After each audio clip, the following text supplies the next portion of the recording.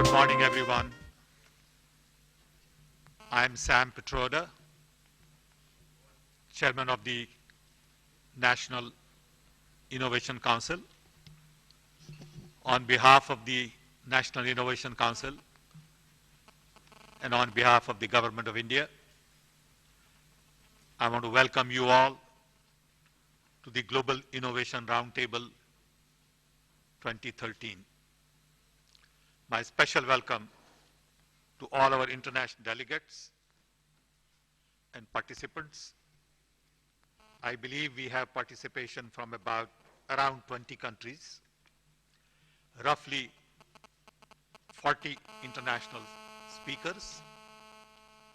I also want to welcome our Honorable Minister of External Affairs, my friend Salman Khurshid.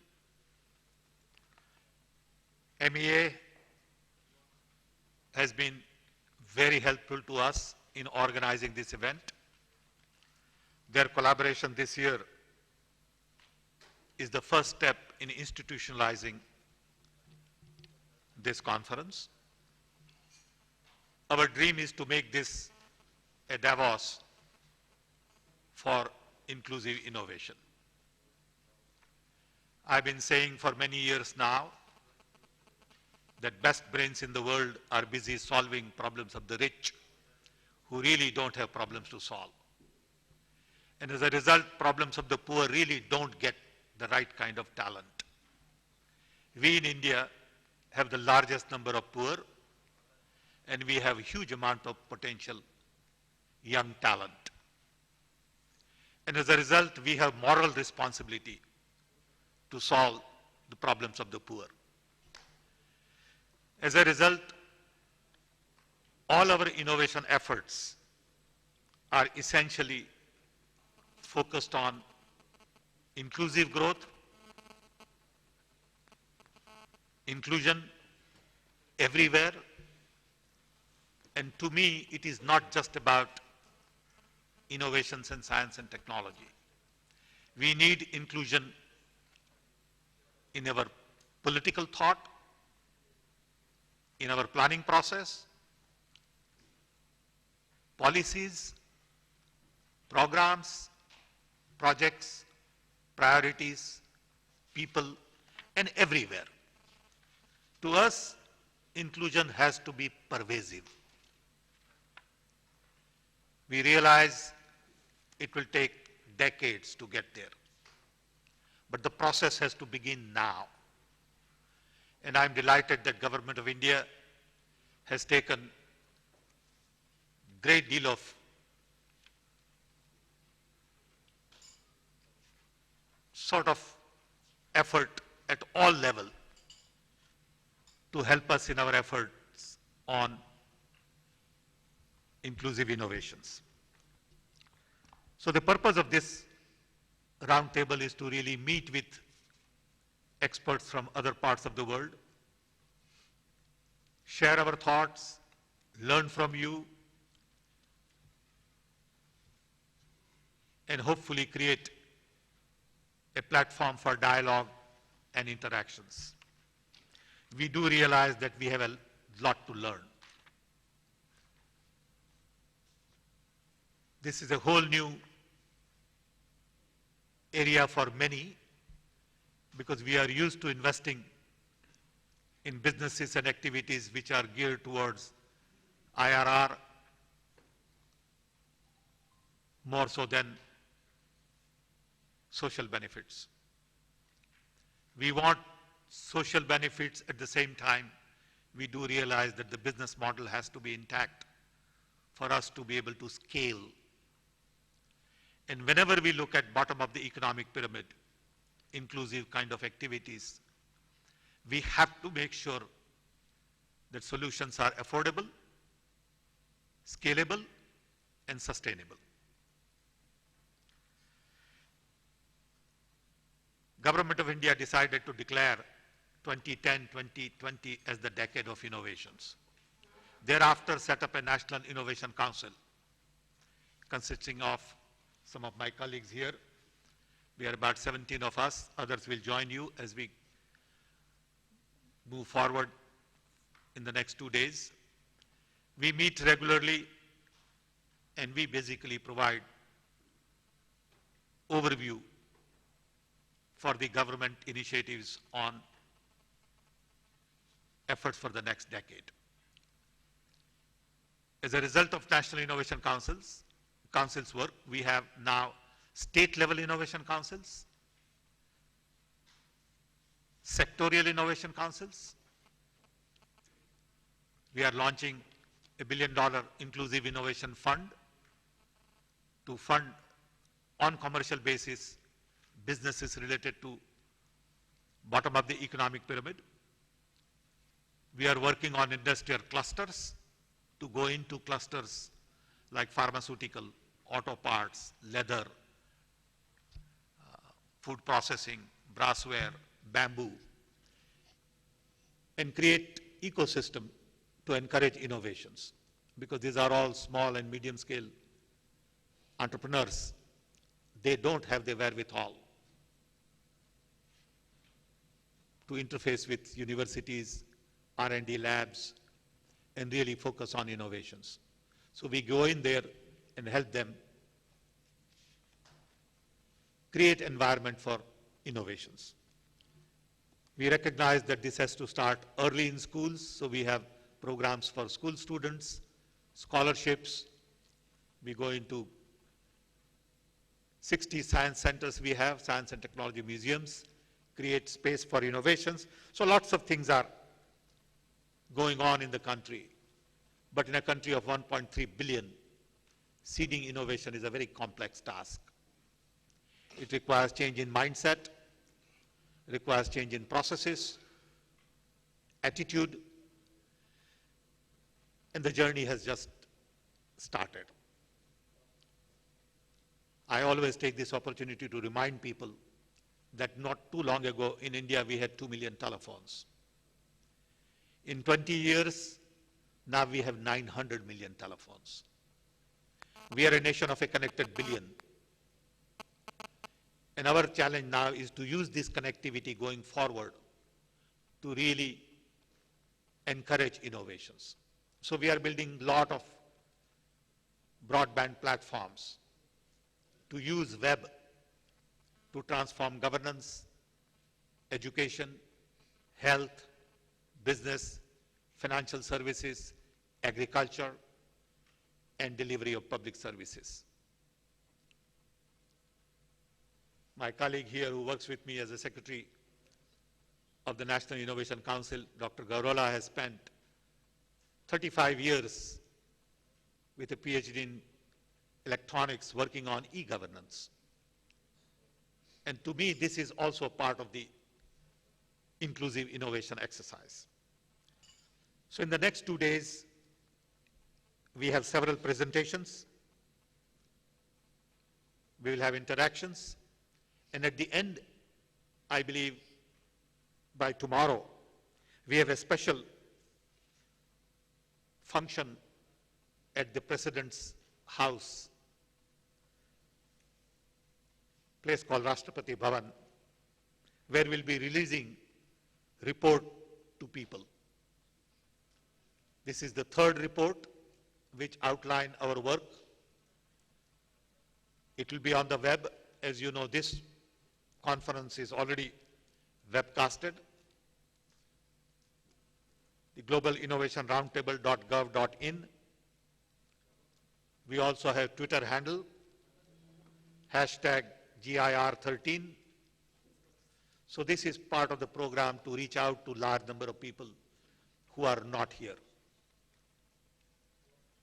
So this will be really the think tank for the next 2 days to share ideas with each other. I hope that you use these 2 days to really bring to our notice all the good work that you are doing. We want to make sure that we help you facilitate your stay here. If you have any personal needs, if you want to meet some key people, I know if you go through our normal process, sometimes may be cumbersome. with all the respect to our minister here, so we can shortcut for you some processes and get you to meet with the people you want to meet. We sincerely appreciate your taking time out from your very busy schedule to come here. I know it's not easy to travel far away. Many of you have come from thousands of miles away, so we want to thank you for your time, and we look forward to interactions with you. Please do bring in concrete suggestions for collaborations on inclusive innovations. We have a lot to share, and I look forward to working with you in the next 2 days, and want to once again thank you all for your generous support. I'm now going to request Honorable Minister of External Affairs, Government of India, Mr. Salman Khurshid, to say a few words. He is one of our young, dynamic minister. I have had the fortune to work with him personally for many years. I know he has been traveling like mad, been all over. He just flew in from an important Commonwealth conference, and we all look forward to his words and support. Thank you, Salman.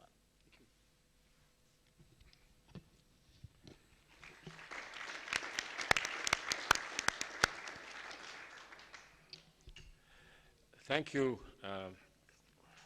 Sam. A household name, a household word. I think we've just perhaps not entirely completed the nostalgia and celebration of completion of 24 years of a remarkable cricketing career of Sachin Tendulkar. And I know that India is resounding with what have been described as a billion thank yous to one single person. Each one of us feel that this country owes so much to him, just because he gave us something special. He made us feel significant. He gave us a sense of pride, a sense of joy, satisfaction, and a sense of achievement. And what one feels vis-a-vis the field of sports and entertainment, I think if we were looking for a parallel to compare with in the field of technology, and again in giving India a special sense of achievement and of satisfaction and celebration, I would imagine the name Sam Pitroda rings in our ears just as much. So if I might, the final months or weeks of 2013, if I was to be asked by anyone, who would you dedicate 2013 to, I would say Sam and Sachin. They would make a pretty good pair. And I say this because I do know that you're all gathered here at his initiative for the 3rd annual Global Innovation Roundtable, and I do believe that we began to think of ourselves very differently with the arrival of Sam Pitroda from far away on the invitation of our late Prime Minister, Mr. Rajiv Gandhi, and things have never been the same since then. But I must admit one thing to you, honorable ministers, representatives of esteemed institutions that are here, excellencies, and some very, very remarkable people, ladies and gentlemen. I must admit to you that I have some trouble understanding the depth and the expanse of the idea of innovation. I know that it's different from invention, and I know that it's different from just doing things differently. It's something more than just rearranging things and and presenting them in a more attractive manner. It's something that goes much deeper. And I think that it's important for us actually to understand this in terms of something like a social attitude, an organizational attitude or a national attitude, which often is reflected in language. And I was just thinking of what we need to guard against and what we need to pick up to understand what innovation is all about. Our first Prime Minister, I mentioned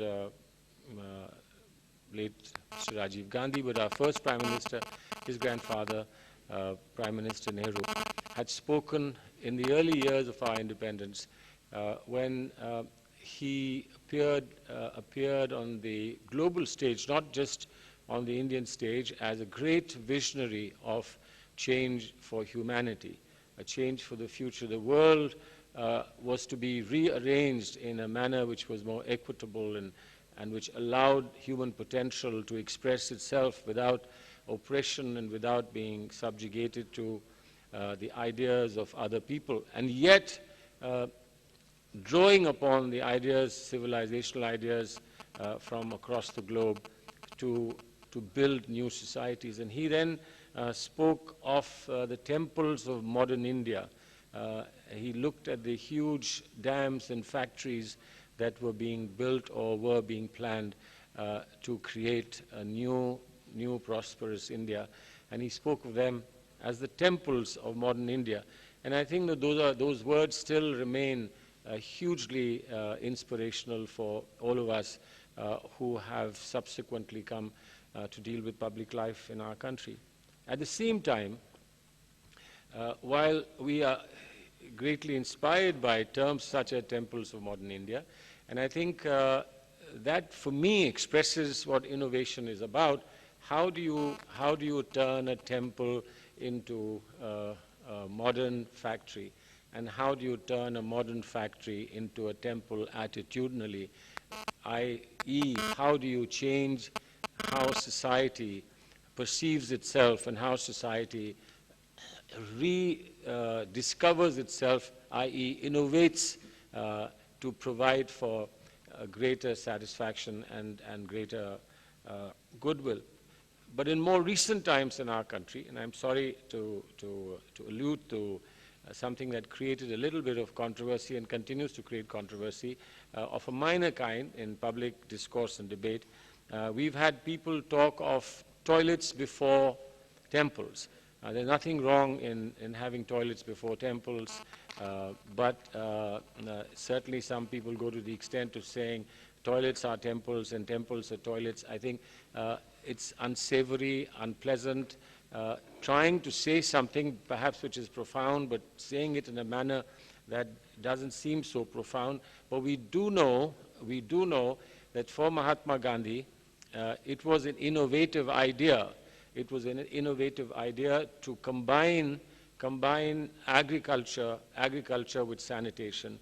And those of you who may have had the opportunity to study Mahatma Gandhi's experiments with truth, and more than that, his experiments with the reality of Indian rural life, you will see how he worked at the level of the village to find ways and means in which whatever was available in the village could be turned around to an advantage, and how agricultural and the need for agriculture, its need for fertilizer was combined with better sanitation, local technology, as it were, that Mahatma Gandhi brought. So essentially, it's a matter of how we look at the world around us, and it's essentially a matter of attitude. And I think that explains why innovation goes beyond invention, because innovation needs an attitude. What innovation needs is striving to use what you have and to restructure or use it in a manner which can multiply its productivity and make it, as Sam said, reach its benefits to those who otherwise do not get covered in the benefits spectrum.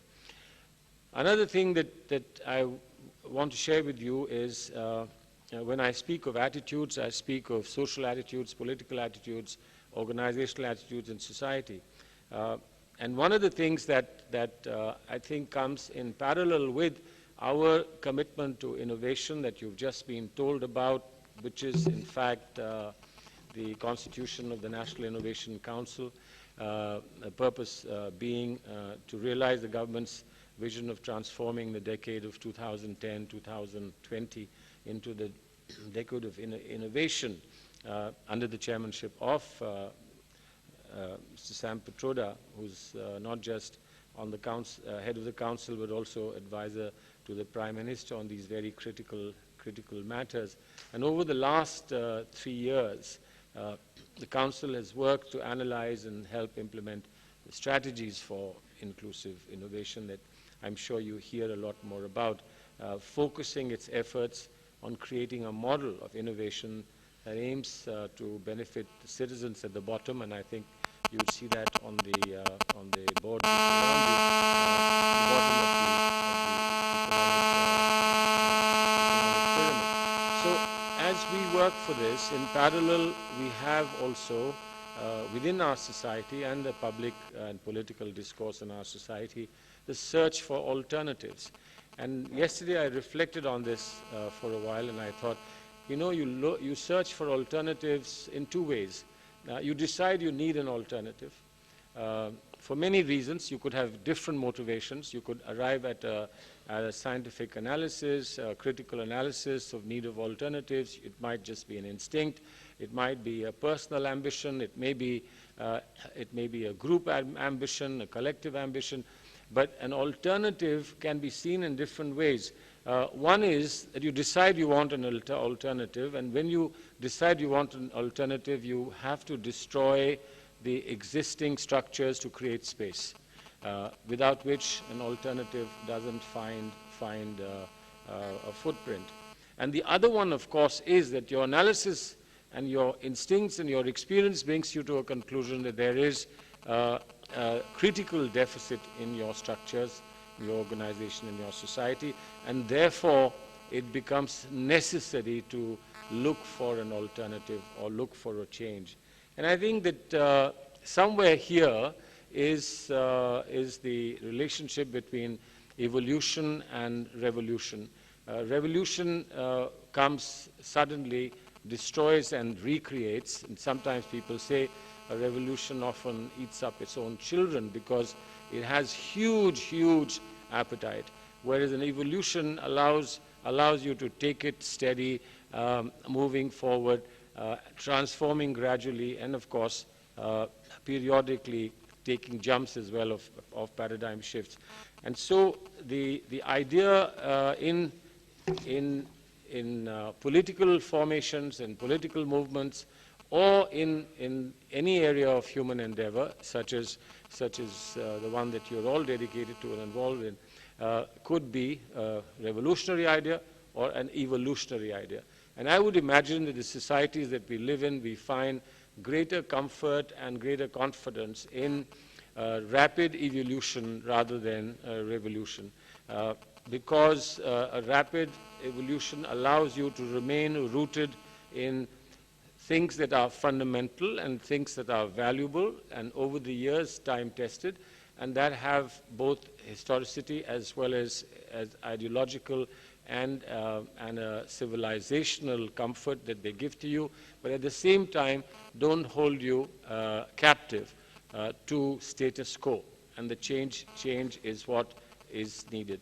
I think the India that you will see around you, for those of you ladies and gentlemen who are here for this conference, and certainly for those who are more familiar with India because they've been here as representatives of their institutions or their governments, will see that there is evolution taking place in our country. But the evolution needs to be fed through innovation. Because if we are unable to keep pace with the expectations of evolution, then sadly, unfortunately, we would give way to a revolution, because you can never If you do not deliver, then you cannot prevent people demanding change in a more aggressive manner and form. Therefore, this gives me, in a sense, the contextual background to what you have to do here, and I hope that the ideas as they flow across the world will find convergence through platforms such as this one, this conference here. The ideas that have perhaps been growing separately, virtually like laboratory ideas, can then be cross-fertilized and brought here to perhaps produce even a greater idea, and therefore even greater innovation that you might have been able to do in your own respective societies. So I do certainly believe that both as a first of its kind policy dialogue along these themes, giving greater traction and greater reason for movement forward, and also perhaps borrowing from each other's deliberations and efforts would be enormously useful for all of us. We are living in a world that is shrinking in a sense of compatibilities, a sense of interdependability, and in a sense of susceptibilities, a world that is sinking. I believe that our coming together here would allow us to take a more holistic and a more effective strategies and policies that would work towards a global network for research cooperation and co-creation and co-innovation. The previous two roundtables, I'm told, have focused on stimulating greater global cooperation across countries and the formation of networks, sharing experiences to make innovations a prime driver for collective solution building, and discussing innovations. I do believe that this one will be more, if not equally productive, and will come up with suggestions for cooperation in transfer or dissemination of innovation and R&D from developed to developing countries without the usual costs of the various hurdles such as tariffs and other non-tariff barriers. I'm sure that you will have very productive and fruitful discussions. I'm delighted that my ministry is collaborating with the National Innovation Council in this exciting effort, and I hope that the impact of some of these things will be seen more critically and visibly in my ministry as well. I wish you well. You've come to Delhi at perhaps the best time of the year. I hope that you will be able to take a little time off and see a little bit of what is happening in the beautiful historical city of Delhi, our capital. And my best wishes. And thank you for giving me this opportunity to talk to you and to be inspired by your presence. Thank you very much. Thank you. Thank you very much. We really appreciate your taking time out from your busy schedule. Thanks for your kind words. And we look forward to ongoing interactions with your ministry. I must say that they have really supported us well, and we hope that every year we can make this event bigger and better. Now we have several countries making pre-presentation here. We have a long list, and I would request everyone to be brief. I know each one of you can talk for at least an hour on this subject. I would love to have you talk for an hour, because I do want to listen to you and your initiatives and your thoughts. But because of the time constraint, we will then sort of try to squeeze it now and hopefully pick it up during discussions. So what I'm going to do is basically introduce in a one-liner each of the speakers. You have their biodata here, and I'm sure all of you have seen the book here, and this book outlines the program, and we are going to follow that program. This book also has everyone's bio, so there is no sense in my repeating it and taking time. So I request you to go through the bio later on and focus on the speaker's comments at this stage. Our first speaker is from France, Ms. Anne Lavigion. Thank you and welcome. Thank you so much, dear Mr. Salman Khurshid, Minister of External Affairs, dear Mr. Sam Pitroda, President of the National Innovation Council and advisor to the Prime Minister, ladies and gentlemen, dear colleagues, it is my honor to be there among you in New Delhi at the Global Innovation Roundtable and to be the first speaker for this inaugural plenary session.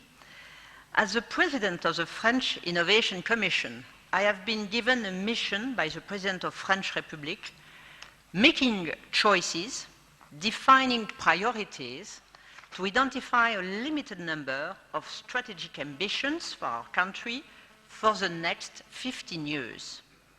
I presented the conclusion of our investigations to the government 20 days ago. My purpose today is to share with you the method and the results of the commission I led. How to define innovation? Many economists or politicians have tried to define innovation. Among them, Joseph Schumpeter, an Austrian economist, is perhaps the most famous. According to Schumpeter, the role played by the entrepreneur is key. The 5 cases of innovation he identified are quite well known as well. In his theory of economic evolution, innovation refers to 5 possibilities: fabrication of a new product, implementation of a new production process, creation of new prospects or markets, use of new raw materials, natural resources, setting up of a new organization on the market, such as monopoly, for instance. Beyond this definition, and more practically, I would say that innovation means non-conformism, intellectual rebellion against biased opinions and predictable behaviors. What is the role of the state in the innovation process? In Schumpeter's definition, innovation is all due to entrepreneurs, which means individuals. On the contrary, if you look French history, but also a lot of other histories, allocate the major part to state actions, not only as far as innovation is concerned, but also for other fields.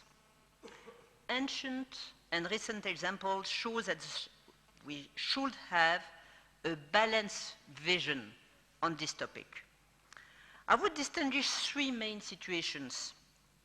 Innovations realized through the determining action of public authorities. France is a good example for this case. The priority given to aerospace or nuclear was the first factor of outstanding technological innovation, such as Airbus, all the airplanes from Airbus, or Areva's EPR. Innovations allowed by good economic climate and condition. With really different systems, for instance, United States and South Korea seem good examples to me in that field.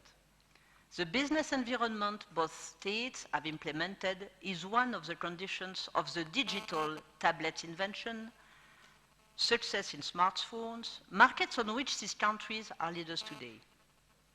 Last, innovation also often spring up irrespective of the implication of the state.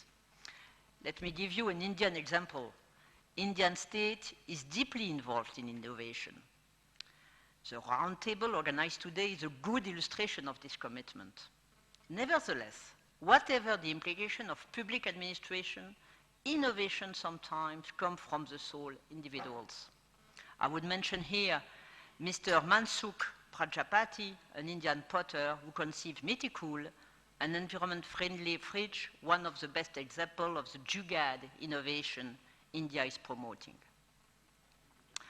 Why do countries need to innovate?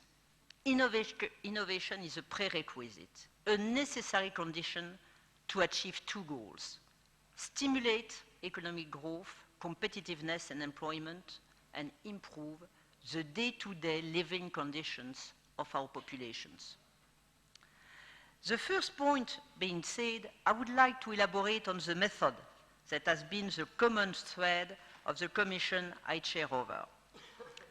Our approach has been based on two pillars. First, our reflection stems from an extensive review of the forthcoming needs of the global population as we can anticipate them as of today. Our objective was that the concrete innovations we wanted to steer up might satisfy a future demand at the time when they will come on the market. Hence, major social trends have been taken into consideration: the extension of human life, the booming urbanization in many countries, the coming up of global middle classes, a new conception of global warming, the digital revolution, the rising tension to secure supplies with water, food, and raw materials and energy. These trends are global factors. Innovation should in priority help solving problems that are likely to result from these factors. Once this assessment performed, the second pillar has been to identify business fields in which our country benefits from specific advantages. Among these advantages, I would mention the public research centers, the good level of education, the demographic dynamism compared to the rest of Europe, of course, and a complementary production system balanced between strong international groups and innovative smaller companies. The performed work has led to identify 7 top priorities for innovation in France. To my view, one of the major risks to be mitigated was dispersion.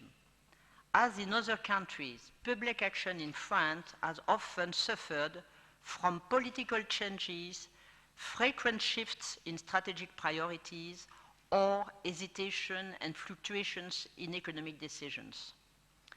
That is the reason why our Commission has promoted a few strategic ambitions on which public and private means should be combined over the 15 years to come.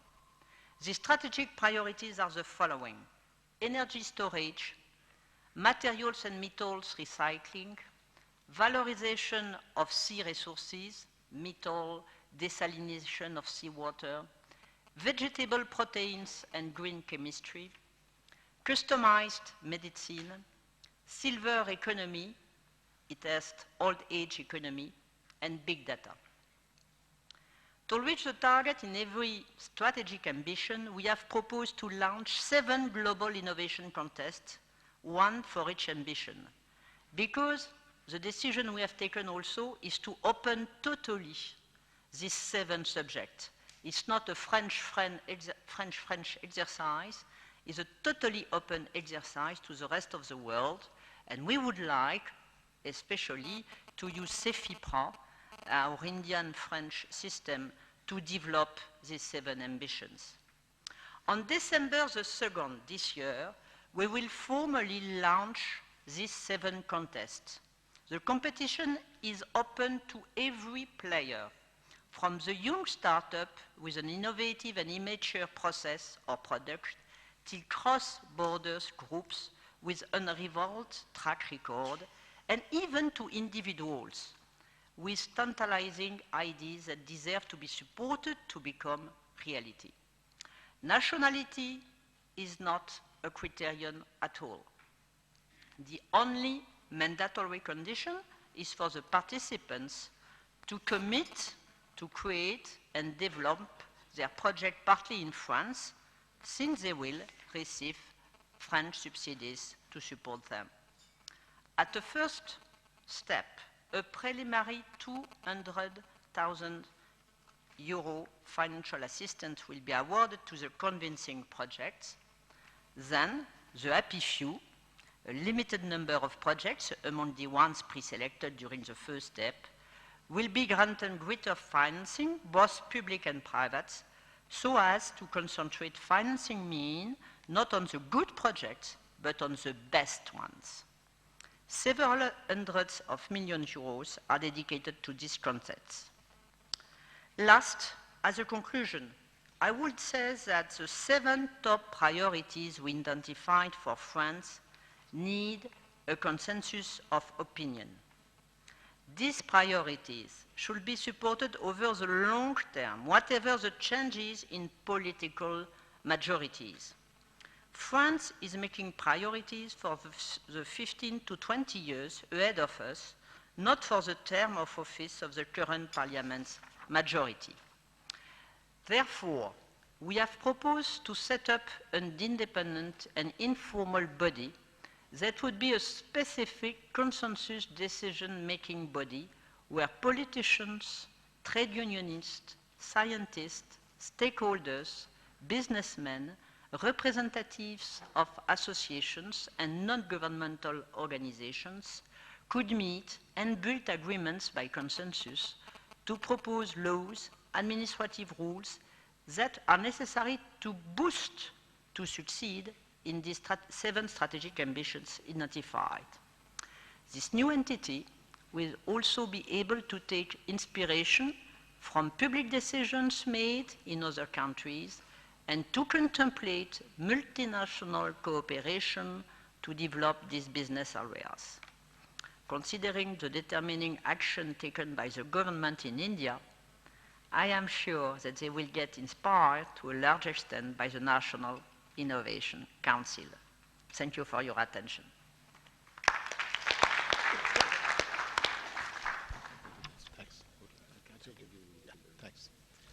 Thanks. Honorable Minister has to leave.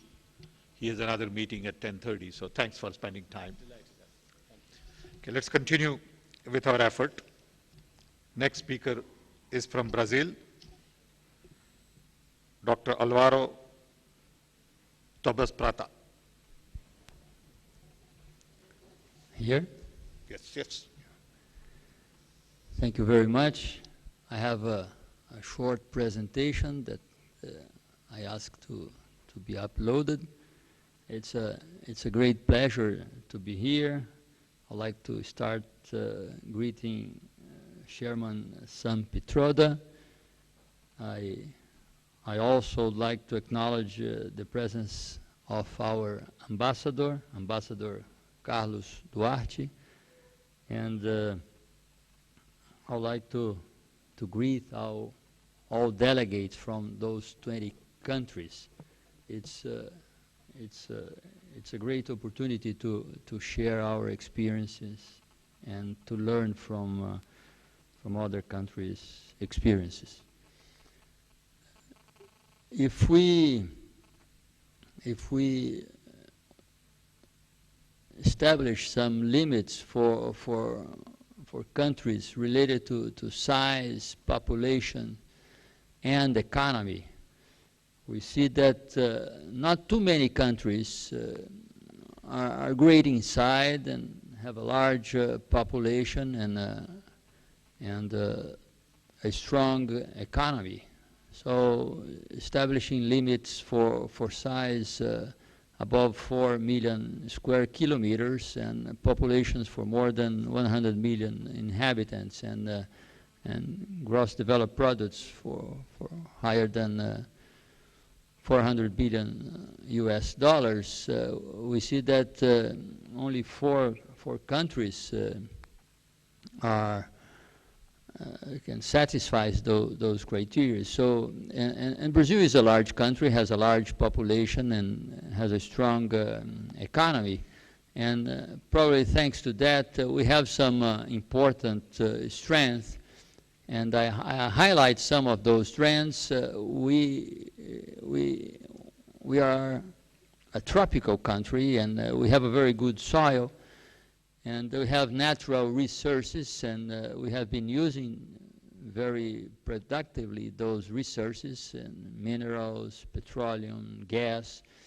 We have a great potential for renewable energy, and in fact, almost 50% of all the energy that we use comes from renewable sources. And if we go to electricity, 90% of our electricity comes from renewable energy, 82% from hydropower, but we use solar energy, we use wind energy. Over the years, we are able to establish and to produce a strong science, and we think we have a creative people. But yes, we have some weakness, and very challenging weakness. We have large inequalities. Is a country of contrasts. We have a huge social inequality, educational inequality, economic inequality, and of course we have to overcome those inequalities. And we have to improve a lot in education, especially child education, and especially child education in science. We have a low tertiary educational enrollment, and probably because of our deficit in education, we have low innovation in many industrial sectors. And yes, we have a huge country to build. We lack of infrastructure in many sectors, and we need engineers for that. And only 6% of our undergraduate students they choose engineers for their career, and because of that, our government established some important guidelines, and here I point some of those guidelines. And sustainable development is something that we pursued very strongly. Eradicate poverty and reduce inequalities, educate for science, and promote technology and innovation. And we have been making some important progress on those regards, thanks to some policies that have been established. In national priorities like education, science, and innovation, and entrepreneurships are very important nowadays, and some of the achievements in education and science that I can present are listed here. And now we offer scholarships from the very beginning for our youngsters to all levels of the educations, including postdoctoral research. And many of you probably have heard about the Science Without Borders program, in which we are sending more than 100,000 students abroad, and most of them for undergraduate experience.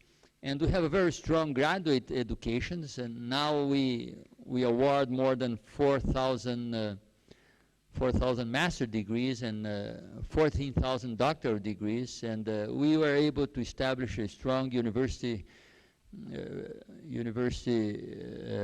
programs, and our public university system is very strong, and our public university system is free of charge, and more than that, we offer scholarship for our students. And I think that because of that, our science is becoming more and more important. And the big challenge nowadays is how to bring this science, and if you rank the country by the number of papers, high-level papers that are produced, Brazil is ranked in the 13th position, and this figure is in contrast with the rank of Brazil as a technology developer, and as a country that competes internationally at the technology level.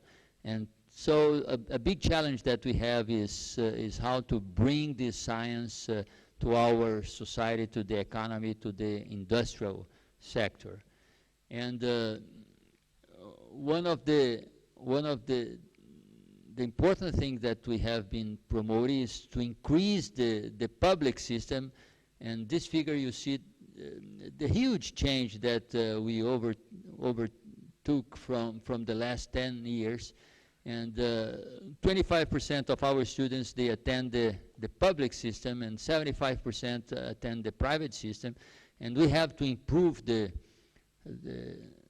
public system. We are doing that both at focusing at the federal universities and also with the professional education.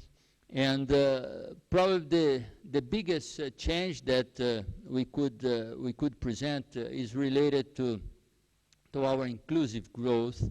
And this figure presents our Human Development Index in 2000, and the red dots. So this is for our 5,500 municipalities, and the red spot that you see is for HDI below 0.5. And as I move from 2000 to 10 more years, you see that we made a huge improvement in inclusive growth, and thanks to different policies, and thanks to the effort related to education, and thanks to the effort related to inclusive innovation, and I'll be able to later in this round table, I'll be able to explain some more detailed programs that we took.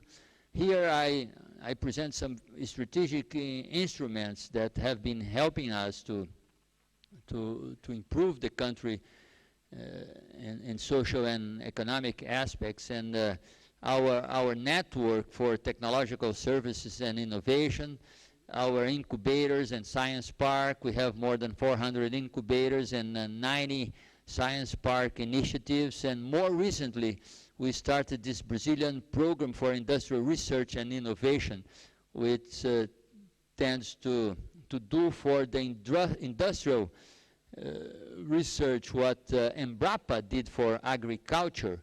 As you know, 50 years ago, Brazil used to import agricultural products, and thanks to Embrapa, now we are able to export, and we have this huge development in agriculture.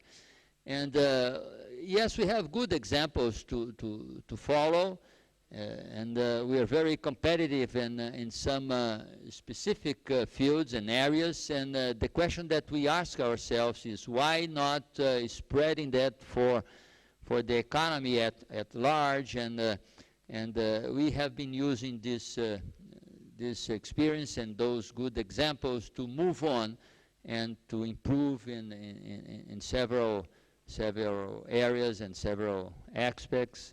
And as I close to the conclusion, I would like to share this large interest that we have in establishing partnerships and working together with different countries. And yes, we think we are an attractive partner because the way we move our economy, the strong investment in education, science, and technology, and the way we deal with democracy and society in general. We have no internal or external conflicts, and we have a good university system. So I really welcome in several areas and several aspects. And as I close to the conclusion, I would like to share this large interest that we have in establishing partnerships and working together with different countries. And yes, we think we are an attractive partner because the way we move our economy, the strong investment in education, science, and technology, and the way we deal with democracy and society in general. We have no internal or external conflicts, and we have a good university system. So I really welcome, on behalf of our Minister of Science, Technology, and Innovation, our friend countries to establish stronger partnerships with us. Thank you very much. Thank you very much. Thank you very much. I want to welcome some of my colleagues who have just joined. I have 4 of my colleagues here, 5, 6 now. I didn't get to introduce them, but I'm sure you'll get to meet them over a period of next 2 days. They work with us as members of the Innovation Council, and I'm sure you'll get to interact with them. Welcome, everyone. Our next speaker is from Australia, Mr. Bernard Phillip, Deputy High Commissioner to India. Thanks very much to the National Innovation Council for this opportunity to speak at this very important roundtable. I'd like to echo the comments of the Minister for External Affairs about the retirement of Sachin Tendulkar, and to add the 23 million thank yous from Australia to the 1 billion thank yous from Indians on a remarkable career and an inspiration for all of us. There are 3 topics I'd like to talk about this morning as examples of innovation in Australia. The first is the National Broadband Network, or NBN. The Australian Government's National Broadband Policy aim is to ensure that every Australian receives access to very fast broadband as soon as possible. Even though Australia is a wealthy country by global standards, that is a significant challenge because of the isolation of much of our population in rural areas. And so I think the National Broadband Policy is a classic example of inclusive innovation. At the moment, about a quarter of our population cannot get access to basic fixed line broadband, and the NBN will fix that. It's one of the most ambitious policy challenges and infrastructure projects ever undertaken in Australia, and we're already learning some valuable lessons. A key one is that while speed is vitally important, so is the affordability of the retail broadband services that are available to the Australian public. There's no point building such a great network if it isn't easily accessible to those who are at the bottom of the broadband access pyramid. A key focus of the policy, as I've mentioned, will be to promote access to fast broadband to those in regional and remote areas that are currently inadequately served with internet access. So we're very excited about this National Broadband Network, and we think that it will generate some lessons that are relevant to other countries, including a country like India, which again faces significant challenges in extending the benefits of computer technology to rural populations and really exploring the opportunities in areas like health and education. The second area I wanted to touch upon that's an example of innovation in Australia is what we're doing to facilitate a collaborative culture between industry, research partners and government. One example of this is the Industry Innovation Precincts program, which is aimed at establishing national networks that bring together the best capability across Australia. 2 precincts have already been announced, one in the food sector and one in the manufacturing sector. A key aspect of them is to have a strong focus on industry leadership and to ensure that the priorities and research activities of the precinct do respond to actual industry needs. And again, a key aspect of this program is drawing on online capabilities. A related initiative is the government's Innovation Precincts program, aimed to establish 5 innovation precincts across Australia, which we see as having the potential to achieve global standing and scale. So 1 in Canberra, Brisbane, Perth, and 2 in Melbourne.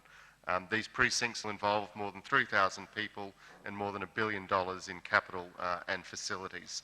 I think if you look at the role that innovation precincts have in nurturing innovation, places like Silicon Valley, I think it does underline the benefits of such an approach, but also the importance of government being heavily involved in nurturing the infrastructure ecosystem. The final topic I wanted to touch briefly upon was some developments in social innovation and also impact investment. Again, I think key concepts related to inclusive innovation. a couple of examples I could mention. One is that in 2009, the Australian Centre for Social Innovation was founded with seed funding from government. This already has a number of success stories.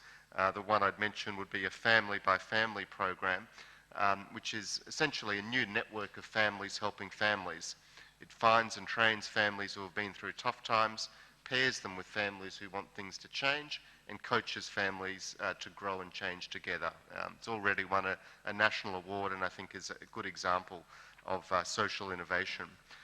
Finally, impact investment in Australia. This is something that is growing, and I think there are a couple of good examples already, and I imagine this is one of the topics that will be on the agenda for this roundtable. But again, many thanks to the National Innovation Council, and wish you all the best for this roundtable.